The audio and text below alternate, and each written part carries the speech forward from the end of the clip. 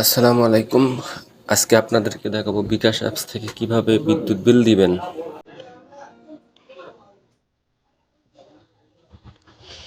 এর জন্য দরকার হবে বিকাশ অ্যাপস। তো আমারটা নামানো আছে, আপনারা নামিয়ে নেবেন। তারপরে বিকাশ অ্যাপসে ঢুকবেন। তারপরে আপনার পিনটা দিয়ে দিবেন। আমি আমারটা দিয়ে দিচ্ছি। তা ঢুকলাম বিকাশ অ্যাপসের মধ্যে। আমার অ্যাকাউন্টে 111 টাকা আছে। আমরা বিদ্যুৎ বিলে যাব। যাওয়ার পরে এই যে নিচের দিকে লেখা আছে বিদ্যুৎ, তারপর একটু নিচের দিকে যাবেন। দ্বিতীয় অপশন যেটা লেখা আছে পোস্টপেড বিল, নিচে যেটা, এটা ক্লিক করবেন। তো ঢোকার পরে সর্বপ্রথম আপনি দেখবেন বিদ্যুৎ বিলের যে উপরে যে নাম লেখা আছে, ঠিক আছে নি? তার এটা আমি মার্চ মাসের বিল দেব, সিলেক্ট করব। তারপরে তার নিচে দেখবেন যে এসএমএস হিসাব নাম্বার লেখা আছে, ওই নাম্বারটা এখানে বসাবেন।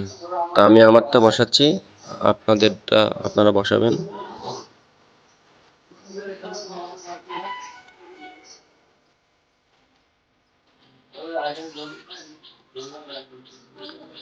একবার চেক করে নেবেন।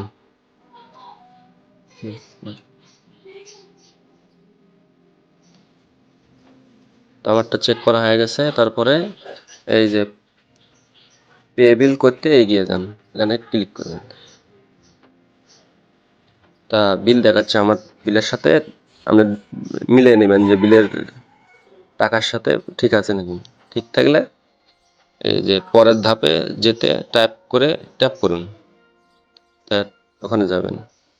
তারপরে আপনার যে পিনটা, আমার 5 টাকা চার্জ কাটবে, এই জন্য পরের ধাপে যাওয়ার জন্য পিনটা বসে দিবেন। আমি আমার পিনটা দিলাম, তারপরে এই যে টিক মার্কে ক্লিক করবেন, করার পরে দেখবেন এরকম আসবে।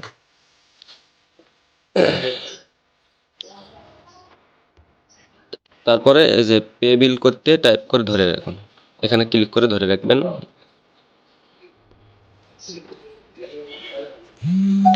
তাই এসএমএস চলে যাচ্ছে, এই যে আপনার পে বিল সফল হয়েছে, এই যে এসএমএস এ চলে আসছে। এরপরে পরবর্তীতে যাবেন।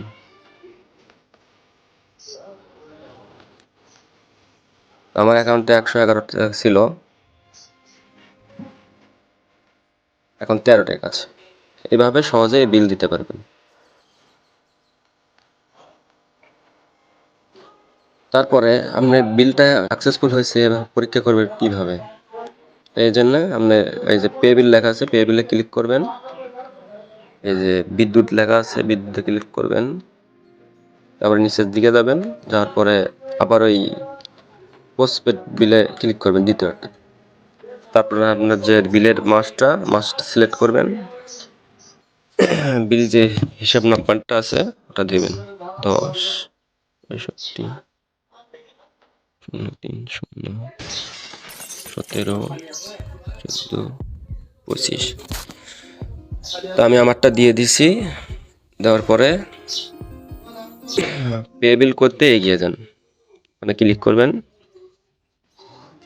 দেখেন বিল সাকসেসফুল, মানে পেইড দেখাচ্ছে।